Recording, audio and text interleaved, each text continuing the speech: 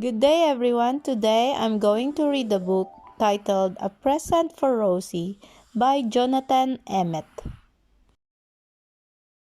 Rosy and Rory were the unlikeliest of friends. They were as different as the sun and the rain. Rosy was dainty and delicate, while Rory was big and burly. But they both loved to explore and discover. And because they were different, they could explore further and discover more. Rosy showed Rory things that only a bird would know about, like the big white flowers that blossomed above the trees, and Rory showed Rosy things that only a bear would know about, like the bright blue beetles that live beneath the rocks. When Rory was bored, Rosy could always find something to interest him, and when Rosy was sad, Rory could always find something to cheer her up. One sunny afternoon, Rosy found Rory dozing in his cave. "Rory, come quickly," she said. "What is it?" asked Rory. "Come and you'll see," said Rosy. Rosy led Rory to the big rock that towered above the forest. "It's too high for me to climb," said Rory, shaking his head. "I can't come with you." "Yes, you can," said Rosy. "I'll show you." And she guided Rory up and around the rock until he reached the very top. "You're just in time," said Rosy, landing on Rory's shoulder. "Look!" Far, far away in the west, the sun was setting, filling the sky with extraordinary colors. It was the most beautiful thing Rory had ever seen. Rory wanted to find something just as wonderful to show to Rosy. Over the next few days, he wandered all over the forest, searching day and night for just the right thing. As the days turned into weeks, Rory kept on searching, but nothing was as beautiful as the sunset on the big rock. Rory often climbed on the top of the big rock, now that Rosy had shown him the way. He was there early one sunny morning when it began to rain. He was about to leave when he saw something extraordinary. It was not a sunset, but it was just as wonderful.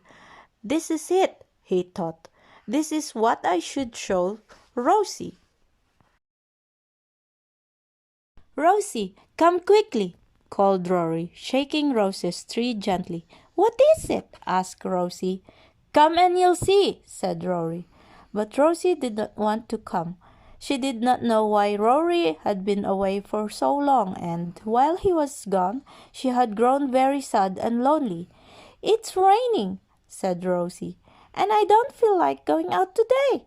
Rory was worried that if Rosy didn't come soon, it would be too late.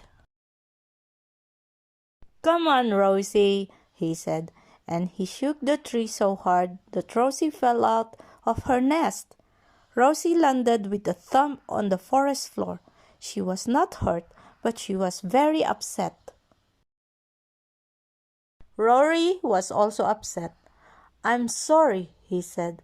He tried to pick up Rosy, but she flew away without saying a word.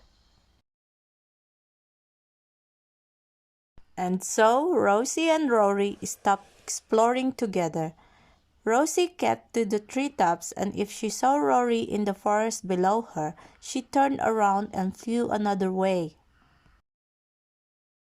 Then one afternoon, Rosy flew to the big rock and saw Rory sitting there on his own, and although she was still sad, she realized how much she missed him. So instead of turning around, she landed by his side. "It looks like it will rain," said Rosy quietly. Rory had been feeling sad too, but his face lit up when he saw Rosy.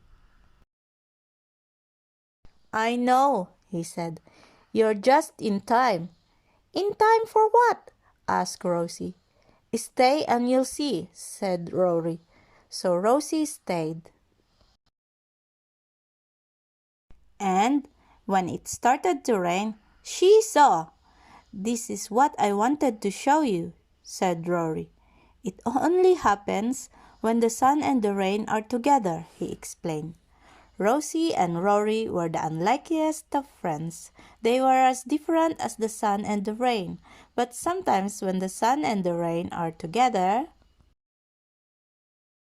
they make something wonderful. The end. Thank you for watching. Have a nice day.